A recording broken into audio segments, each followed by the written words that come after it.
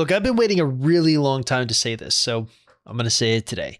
If you're thinking about making an avoidant regret leaving you by being super nice and calm, sticking around, letting them to kind of continue to mistreat you, loving them so hard that they'll just have to see how special you are, yeah, that stuff, it doesn't work. The best thing you can do to make an avoidant absolutely obsessed with you, I mean, totally lose their mind thinking about you, is using the obsession triangle that you see on your screen right now. What's this? The labels on the tips are blurred out. Oh my, what are we going to do? Now, I've used triangles like this before to make analogies, but this time it's going to be a little bit different. Let's see here. I started talking about breakups and avoidance starting in 2012. So I've been at this for almost 14 years. I've seen a lot of people who have failed and a lot of people who have succeeded. When it comes to making an avoidant think about you or obsess about you, I can honestly say all you need are 3 different strategies. Sometimes you can succeed in making obsession happen with just one of the strategies, but that's boring. I don't want this to be a boring video. So I'm going to take you through the 3 strategies, but I don't want it just to be me talking about how great they are. So I'll also include a success story interview that you actually have not heard yet that utilized all 3 of these strategies in their success. Ready? All right, let's start from the top. We have the no contact rule. Ugh. I picked the most boring one to start with, but that's a little bit by design because the no contact rule is meant to be a foundational piece. Defined as a period of intentional silence where you stop reaching out, stop chasing, stop reacting, and give both of you space for the emotional dust to settle. The no contact rule has long been a staple of online breakup coaching. Here's something you may not know about it though. I've observed that the more abruptly you disappear, the better. I want to read you something from Avoidant super website, free to attach, which I've read a zillion times before, so gag me now. Avoidants are free to long for an ex once that person is unavailable, out of the relationship, and typically out of contact. In other words, avoidants only long for you when you have disappeared. It's kind of a prerequisite. And to further prove that point, I'd like to introduce you to Heather, one of our success stories from the Reconnection Room. Anyways, listen to this. I think I may have, I don't remember if I had to restart the 21 days, but the 21-day thing was super helpful because it allowed me to get through my moment of anxiety to get to a space where I could be more level-headed with anything. So that 21-day thing that she's referring to is what I typically tell clients to do if they believe their ex has a fearful avoidant attachment style. So yeah, if you believe your ex is an avoidant, you typically do a 45-day rule. If you believe they are secure, guess what? You're doing a 30-day rule. If you believe they are anxious or fearful avoidant, you do a 21-day rule. You know this.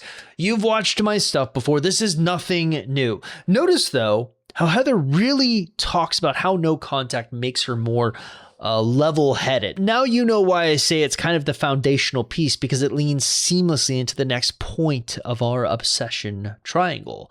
All right, before we unveil that next part of the triangle, I want to show you something in my fridge. These are meals from today's sponsor, HelloFresh. You know, I was so excited that they agreed to sponsor this video because my wife and I actually use their meals every week. In fact, when I told my wife that HelloFresh was sponsoring this video, she just sent me a ton of pictures of her finished meals. You've got her veggie penny here and all kinds of extra goodies that she's cooked for the 2 of us over the years. They may not know this, but 86% of Americans eat the same meals on repeat. And what I love about HelloFresh is that they kind of break that cycle by offering hundreds of recipes weekly. Oh, and the best part, they just deliver everything to your door. This way you don't have to worry about looking up a recipe, going to the store to get the ingredients. You just have to cook. That's it. And what's this? I've worked out a deal with HelloFresh to get you 10 free meals plus free shipping. All you have to do is use my code FMSeiter at HelloFresh.com. Click the link below or use the code FMSeiter at HelloFresh.com. The free meals will be applied as a discount on your first box. New or returning subscribers only. It can vary a little bit by plan. Code FMCiter at HelloFresh.com. Okay, let's get back to the video. Which is letting go. Ugh, another boring thing to talk about. I know. You don't think that letting go is that big of a deal. Well, I'd like to make an argument to you. If you watched this video or this video, I mentioned an interesting piece of research I came across called Adult Attachment Style and Partner Choice, Correlational and Experimental Findings. One in which Ultraviolet 3905 has some qualms with. They say, I wouldn't go changing any opinions based on the study of only 83 couples. Okay, first off, Ultraviolet. It is so hard to find any reputable attachment-related studies. This is one from the University of Minnesota. Is it perfect? No, but it's what we got, and you better be happy about it. Second off, the findings of this study are things that I'm finding are actually happening and applying in real life, not magical make-believe land where everything kind of works out perfectly on paper. No, messy real life. So yes, it only studied 83 couples, but that doesn't mean we should scoff at the findings. Sorry about the rant. We're still friends. Anywho, the core question that the researchers are really trying to answer was, do people choose romantic partners whose attachment style matches their own? Now, at the time, there were really only three beliefs. You had the similarity hypothesis, which argued that secure people will like secure people, anxious people like anxious people, avoidant people like avoidant people. You got the complementary hypothesis, which is anxious people and avoidance may be especially drawn together because their wounds fit together. And then, of course, the security hypothesis. Everyone prefers secure attachment styles because they're so much better and warmer and more stable and better partners. So, to save you time, since I know you're going to get bored if I break down how the study worked, researchers came up with basically these three tests. They wanted to test each and every hypothesis, and the same hypothesis always kept winning out. Drum roll, please. It was the similarity hypothesis. Turns out that avoidants are wildly attracted to other people with avoidant qualities. And that's where we come full circle. The second point on our obsession triangle is all about letting go. What is letting go if not an avoidant quality? For that matter, the no contact rule, literally ignoring your ex or avoidant or whatever they are, is another avoidant quality. Now, what does Heather have to say about this though? Me choosing me first, because when I choose me first, then he sees the worth. He comes towards me and he's like, what happened to you? Where are you? And he has to seek me out. So Me choosing me first. Sounds a lot like letting go to me, and lo and behold, her avoidant, or fearful avoidant more specifically, starts to seek her out. Why though? It can't be as simple as the similarity hypothesis, can it? I mean, I think there's something to it for sure, but I also think contrast plays a really big role in this. Have you ever heard of a concept called the curve of interest? It's often used in marketing to come up with better ideas, essentially figuring out how to make ideas far more interesting. Check it out. This is a very simple chart to kind of visually represent the whole concept. Notice how every topic has like this invisible edge. The most interesting ideas live right on the edge of what feels possible, the edge of what feels believable, the edge between familiar and unfamiliar, normal and strange, allowed and forbidden. You get close to that edge and people lean in. You cross too far over it and they check out. I don't expect you to kind of have this memorized by now, but let me give you an example to help hammer it home. If I were to say that it took me around 4 hours to run a marathon, you'd be like, okay, that's kind of normal. That tracks. If I were to say, hey, it took me 2 hours, you'd say, wait, is that even possible? Is that like a world record? If I told you it took me 10 minutes, you'd laugh because you just don't believe that's possible. Now, I took you through this exercise because I kind of think that is what's happening when you do something like a no contact rule and you let go of an avoidant during it. You create this contrast. You hit this edge because the avoidant still recognizes you, but they no longer kind of recognize your behavior. You're familiar enough to matter, but different enough to create curiosity. Before, they knew what would happen. They'd pull away, and guess what? You would chase. They'd go cold. Guess what? You'd get warmer. They'd create some distance. Guess what? You'd close the gap. But when you stop doing that, when you actually let go, you become unpredictable in the one way that matters the most to them. They no longer know if they still have you. And that, my friends, is where the obsession starts. But we still have the crown jewel on the obsession triangle to talk about, don't we? And that is dating others. All right. I want you to listen closely to this. He was convinced that I moved on and I wanted nothing to do with him because he didn't hear from me. And he said that every single day he would go to bed thinking about what I was doing.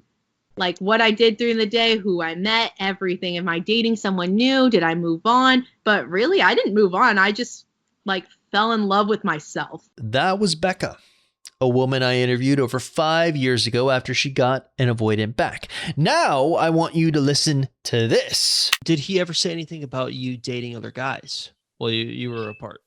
Oh yeah, that was big thing. I wouldn't recommend. I don't know. Girls take things a lot different than guys do.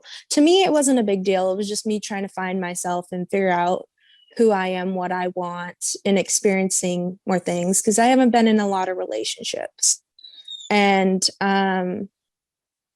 being with other people helped me a lot in realizing that and what I wanted. And also, I'm in my 20s. You gotta experience more things. And he was a little upset. He didn't like that.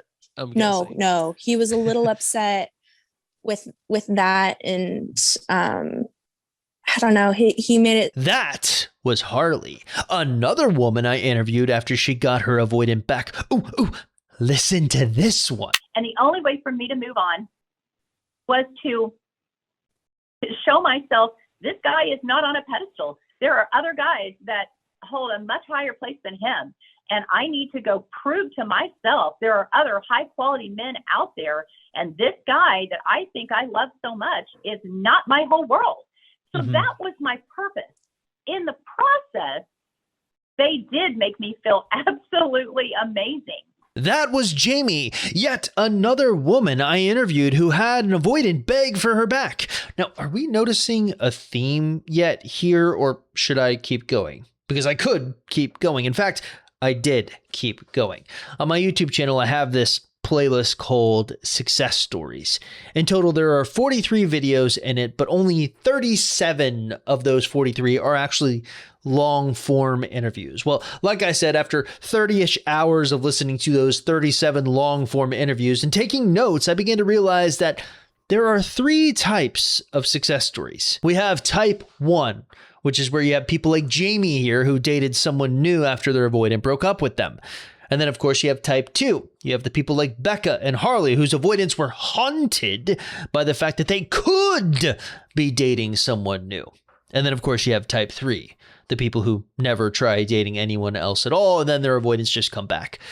So, out of the 37 interviews that I audited, 33% of them mentioned that they at some point had gone on a date with someone else. 16% of them mentioned in the interview that their avoidant had mentioned that while they were broken up, they were terrified of them dating someone new. So roughly 49% of the interviews, basically 50, let's round up, I have made public on YouTube all seem to mention that a contributing factor to their success was an avoidant being worried about you dating someone new or seeing you actually date someone new. I don't know about you, but I think that's pretty significant. And most importantly, it all kind of fits with the overlying theme of the obsession triangle. I mean, really think about it.